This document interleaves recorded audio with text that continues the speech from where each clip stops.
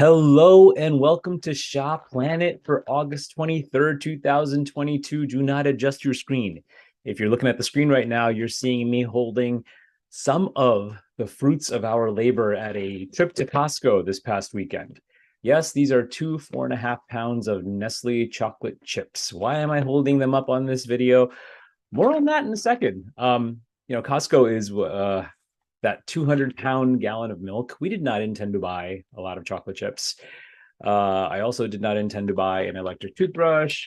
I did not intend to buy a cushion for my driving, but that's what Costco does to us.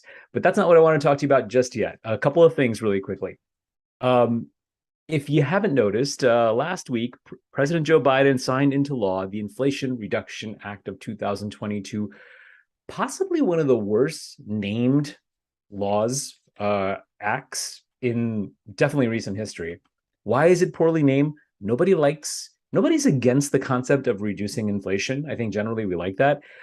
I just don't think this law really is all about that. And if you want to know really quickly, because you should know what's covered by the Inflation Reduction Act of 2022. This was back in August 16th, by the way. Some of you know I was actually abroad in Spain, so I didn't get a chance to really dive too deep into it. But a lot of times the government will name something a certain way, and there might be a different agenda behind that too. Politically, I'm agnostic when it comes to this sort of thing, but just know that the Inflation Reduction Act, it's actually a slimmed down version of what was the Build Better Act. Here's what you should know about it and why so many of you watching this may not be directly impacted, but there are some things that might impact you. So the first thing, which probably won't impact a lot of folks, is this creation of a 15% corporate minimum tax rate. Corporations with at least $1 billion of income will have a new tax rate of 15%. Taxes on individuals, not going to be increased. Stock buybacks by corporations, they'll face a 1% excise tax. All right, Neil, I get it. Maybe that doesn't impact you directly, might impact your employer, which might impact you. But one that does impact a lot of folks is the prescription drug price reform. Medicare is now going to be allowed to negotiate the price of certain prescription drugs. And that brings down the price beneficiaries will pay for their out-of-pocket medications. What does that mean? That means that if you're a Medicare recipient, you have a $2,000 cap on annual out-of-pocket prescription drug costs starting in 2025. It's not bad. I could see the impact of that. Not so good news is the IRS is actually getting more money, not directly from you, but this bill invests $80 billion in the nation's tax agency over the next 10 years. So the IRS has a little more cash to do a little bit more enforcement, which means tax attorneys like myself need to be a little bit more careful at making sure that we cross our T's, dot our I's, and make sure we play by the rules because the enforcement agencies have a little bit more in resources to actually to enforce stuff. So play by the rules. I often say I'm too pretty to go to jail anyway, so we always want to make sure we do things by the rule. Affordable Care Act, currently medical insurance premiums by the ACA, they're subsidized by the federal government. So these subsidies, they're scheduled to expire at the end of the year. They're now going to be extended through 2025. So basically, long story short, these subsidies are meant by they're subsidizing to lower premiums. So you have an extension on that. And finally, there's a bunch of stuff which I'm not going to get into, which talks about the climate. And there's a lot of sort of climate and environmental related stuff. When you're seeing 103, 105 degree temperatures for consecutive days, maybe there's something going on with the climate and maybe we should be doing something. Whether this act is the right way to do it or not, that's subject to debate, but just know that is the intention. Now, why call this thing the Inflation Reduction Act if it's not really about inflation? Because inflation is a real thing. And it's not just here in the US. Look, you saw this thing? This thing cost a lot more than it did earlier in the year, for sure. But it's not just here. In England, the UK, now basically their inflation rate has jumped up to 10.1%. So it's rocketing all their food prices. Look at that. An order of fish and chips for those poor blokes is up more than 40%. And taverners are sacrificing profits to keep a pint of Guinness under £6. That's ridiculous, but that's the world that we live in right now. I mean, that's basically the status of inflation. So it's not just here. Now, internationally, you might say, hey, who cares about the international stuff? And again, I was there. I was in Spain and Lisbon, and we were actually really enjoying the strong US dollar versus the euro.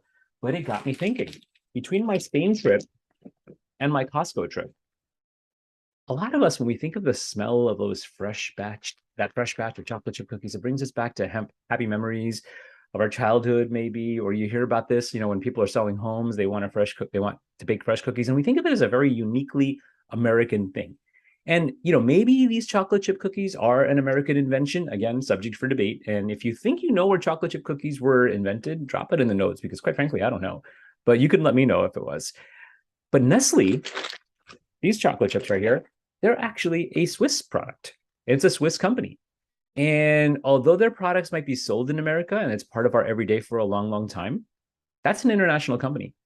And then if you were baking these cookies, maybe you were baking them in an oven made by a Korean company like Samsung. And maybe you bought these chocolate chip cookies at Costco, or maybe you bought them at a Trader Joe's, which is actually a German company. So as investors, it's important to realize that a lot of the companies that we favor, that we buy our products from on a daily, they're headquartered all over the world. We don't limit our consumption to US products. So why invest only in US companies? Now, some might say, look, I've got a mutual fund, it invests in that too. You want to know what those proportions are for those international companies. And when this inflation hits, it's important, it hits us. Investing in international stocks, it tends to be riskier than investing in the US. So you got to be careful, because there's different political things going on. There's different climate things going on. There's different currency things going on. There's different inflation things going on in different parts of the world. So it's definitely considered riskier for us to invest internationally, but it's a fantastic source of diversification, because if we don't limit our consumption to US products, why limit our investments to just US products, right? We think of the US as a world leader, but over the past several decades, America has never actually been the number one market in the world over annualized performance, definitely not consistently. So nobody knows what the future is going to bring. But if you can own many of the companies from around the world, you can worry less if one company or even multiple countries start experiencing losses, because you have diversified. Support your local chocolate maker, but also support some of the international chocolate makers too, because it's probably going to be good for your pocketbook. Now, last point on this, speaking of international, what we're also seeing an increasing uptick is international crime and international identity theft. I hear about no less than one, maybe two clients every month right now who have actually been targeted and the victim of identity theft or some sort of fraud, cyber fraud. And it's important enough that we have basically, we've engaged a professional who's going to speak in front of our clients and our friends on September 6th. If you're on our email newsletter list, you're probably going to get first priority for some of these seats. It's an online event. It's going to be an early evening event. And Jared is a fantastic cyber professional. He has spoken on this topic many, many times. He's considered an expert. And he's going to tell us some of the top things that we can do to protect against it. So if you're on our email newsletter list, you're going to be receiving an invitation. If you're not on our email newsletter list, go ahead and add yourself on. So make sure you get it first. And if you have any specific inquiries about it, don't hesitate to let out. But otherwise, save the date, September 6th. We'll get more information out there too. It's great to be back on US soil, especially given my little travel dilemmas, which some of you know about. But I'm back. And for those of you who have either kids or grandkids who are going back to school, enjoy. Good luck to them over the school year. And I am looking forward to seeing you again next week on Shaw Planet. Take care, everybody. Have a